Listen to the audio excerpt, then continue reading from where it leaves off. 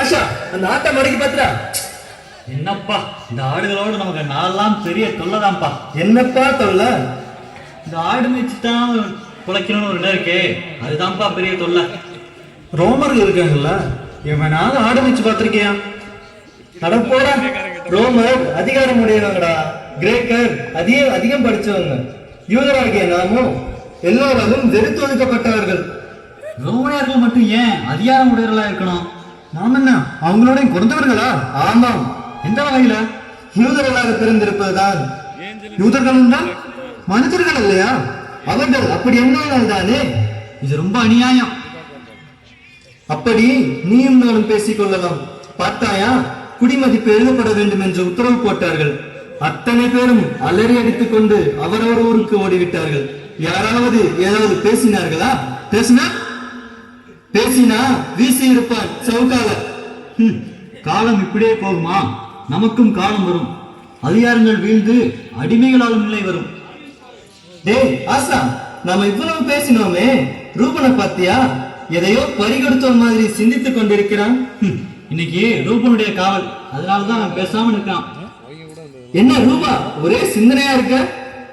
டேய், இப்ப நீங்க பேசினதை கேட்டுக்கிட்டு தான் இருந்தேன். மனிதனை மனிதன் அடிமையாக்குவதும் அதிகாரம் செலுத்தி ஆட்சி படைப்பதும் தப்புடா. அது மட்டுமா, சூது மதியினரும் சூழ்ச்சிக்காரரும் கல்லஞ்சம் படைத்த கைவர்களும் வளைந்துவிட்ட காலம்டா இது. இப்படிப்பட்ட இந்த இருள் சூழ்ந்த உலகத்திற்கு எப்பொழுதுதான் அந்த அறிவொளி ஏற்படுமோ? அறிவொளியா? அது எப்படி ஏற்படும்? ஒன்னு சொன்னால் 9 சொல்ற காலம் இது. எல்லாம் கால வித்தியாசம். சரி சரி, போய் படுங்கள். நான் மந்தையை பத்திரமாக பார்த்துக் கொள்கிறேன்.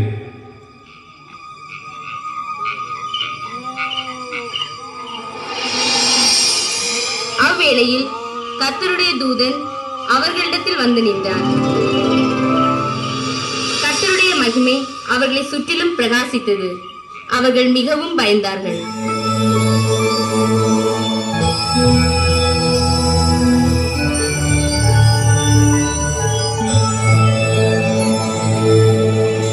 ஆசா, ஆசா, ஆசா, ஆசா, எழுந்திருங்க, எழுந்திருங்க, எழுந்திருங்க, எழுந்திருங்க. என்ன ரூபா, ஓலை ஏதோ மாட்டி பிரித்து விட்டதா? இல்லை இல்லை இல்லை இல்லை, அதோ பாருங்கள், எவ்வளவு பிரகாசமான வெளிச்சம். ஆம், அது நம்மை நெருங்கிக் கொண்டிருக்கிறது. சூரிய ஒளிகளோட பிரகாசமாக இருக்கிறது. காண கண்ணு கூசுகிறது. ஐயோ, பயமா இருக்கிறது. வெளிச்சத்தில் ஆள் ரூபம் போல் தெரிகிறது. என்னது, ஆள் ரூபமா?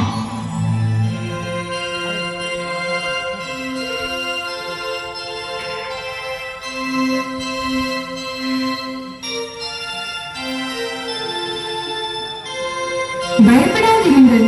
இதோ எல்லா ஜனத்திற்கும் மிகுந்த சந்தோஷத்தை உண்டாக்கும் நற்செய்தியை நான் உங்களுக்கு அறிவிக்கிறேன். இன்று கர்த்தராகிய கிறிஸ்து என்னும் ரட்சகர் தாவீதின் ஊரிலே பிறந்திருக்கிறார். பிள்ளையை துணிகளில் சுற்றி முன்னணியிலே கிடத்திருக்க காண்பீர்கள். இதுவே உங்களுக்கு அடையாளம்.